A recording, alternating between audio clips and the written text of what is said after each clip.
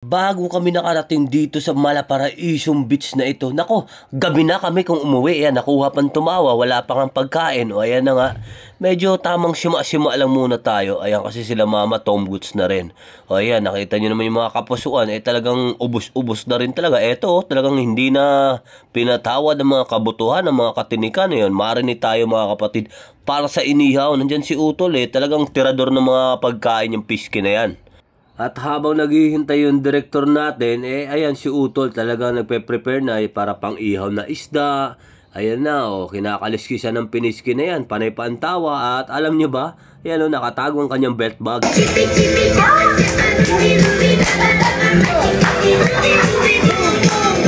At syempre, dahil gabi na, hindi na pwedeng maligo dun sa dagat dahil may bata, ayong pinasayaw yung anak ko.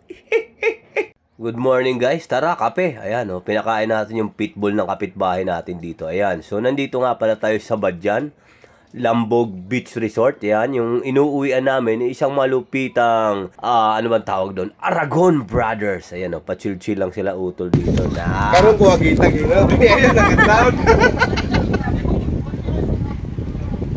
Ayun, tinawanan ako ni Utol mga kapatid kasi inalok ko kagabi ng alak yun. Ayaw niya na raw dahil inaantok na siya ng oras na. Ayun, inaaya niya ako ngayon. Ayoko naman uminom kasi nga ako yung magmamaneho.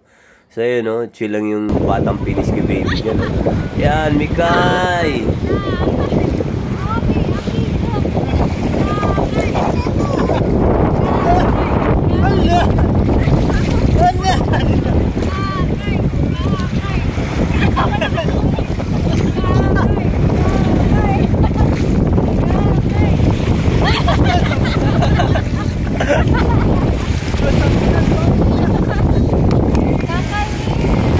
Yay! Maliban sa preskong hangin, ako, napakasarap ng tubig, napakaalat.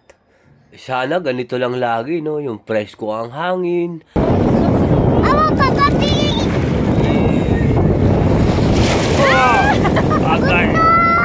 Ayun, ang sarap pagmasdan ng dalawang taong nagkompleto ng aking buhay.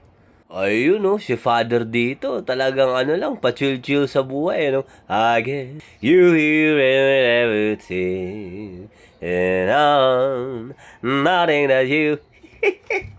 Nakaimpakin na nga ang lahat, dahil ayun na, uwian na. Uwian na. Ayan na palabas na tayo dito mga kapatid, sa Malaparaisong Beach Resort ng Badyan, Cebu. Yan, katabi nito yung mga malupitan din ng mga resort. Mualbual, Badyan. Tapos pag pumunta ka ba dun sa pinakadulo, yun, makikita mo na yung whale watching.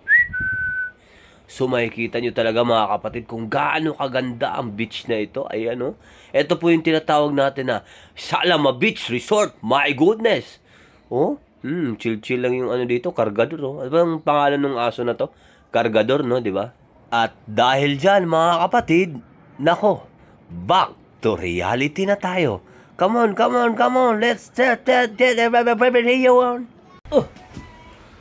sabi ko na nga ba, panaginip lang ang lahat. My goodness.